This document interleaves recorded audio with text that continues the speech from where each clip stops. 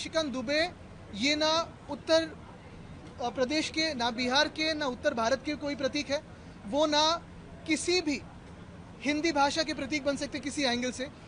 और यदि आप में ज़्यादा हिम्मत है तो आप हिंदी भाषी को मारते हो तो उर्दू भाषी को भी मारो, तमिलियन को भी मारो, आप जो है तेलुगु वाले को भी मारो। वो अगर किसी के रिप्रेजेंटेटिव हो तो वो सिर्फ भाजपा के रिप्रेजेंटेटिव है। आप जो है तेलुगु वाले को भी मारो। आप जो इस तरह की घटिया हरकत कर रहे हो, और मैंने हमेशा कहा है कि जब अपने घर में हो, महाराष्ट्र में हो, यदि बहुत बड़े बॉस हो तो चलो बिहार, चलो उत्तर प्रदेश, चलो तमिलनाडु, तुमको पटक पटक के मारेंगे। हमारा झगड़ा जो है ना हिंदी से है, ना किसी समाज से है। हमारा झगड़ा सरकार से है और रहेगा जब तक वो सख्ती हम पे करते रहेंगे।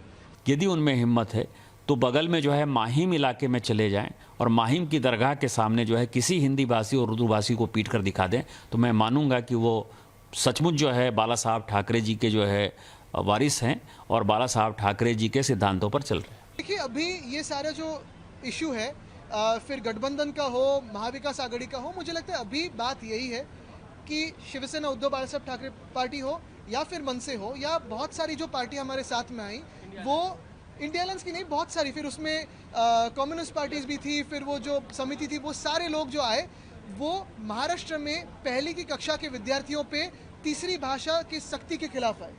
और यही हमारा विषय है।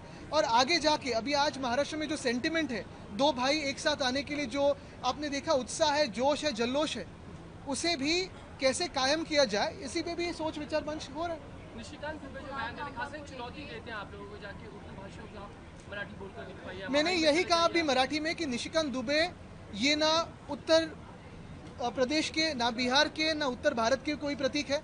वो ना किसी भी हिंदी भाषा के प्रतीक बन सकते किसी एंगल से। वो अगर किसी के रिप्रेजेंटेटिव हो तो वो सिर्फ भाजपा के रिप्रेजेंटेटिव है। और भाजपा के जो आज की विचारधारा है, जो गंदी विचारधारा है, जो कहती है तोड़ो फोड़ो राज करो, उसी के प्रतीक है। उनके मन में जितना जहर है, जितना पाप है, जितना द्वेष महाराष्ट्र के प्रति है, उतना द्वेष जो एंटी महाराष्ट्र बीजेपी है उसी का वो प्रतीक बनते हैं।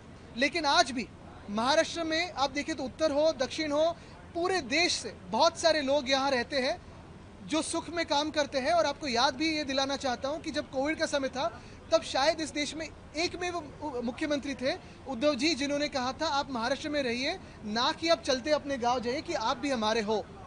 हमारा झगड़ा जो है ना हिंदी से है, ना किसी समाज से है। हमारा झगड़ा सरकार से है और रहेगा जब तक वो सख्ती हम पे करते रहेंगे। सख्ती के खिलाफ हम लड़ते आए। रही बात निशिकांत दुबे की, मैं जो समझता हूँ उनको बिहार राज्य के चुनाव का जिम्मेदारी दी है। और यही बात है, भाजपा जहाँ जहाँ हारने लगती है तो एक तो हिंदू मुस्लिम पे बात करती है, या हिंदू में जाति पे बात करती है, दो समाज में बात करती है, तोड़ो फोड़ो राज करो। मैं सारे अपने कार्यकर्ताओं से, सारे महाराष्ट्र से कहूँगा, गुस्सा हमें भी आया है, घृणा इस बात से हमें भी है जिसे उन्होंने बयान किया है, लेकिन ये बयान बहुत सोच समझ के किया है। राजनीतिक बयान है, ये सामाजिक बयान नहीं है। तो हमें राजनीति का उत्तर राजनीति से ही देना होगा और बिहार में परिवर्तन आएगा। तेजस्वी शायद जीतेंगे इसी डर से दुबे जी बात कर रहे हैं। वैसे अगर देखा जाए तो हमारे आनंद दुबे तो महाराष्ट्र में रहते हुए चला मराठी शिकूया करते हैं ना।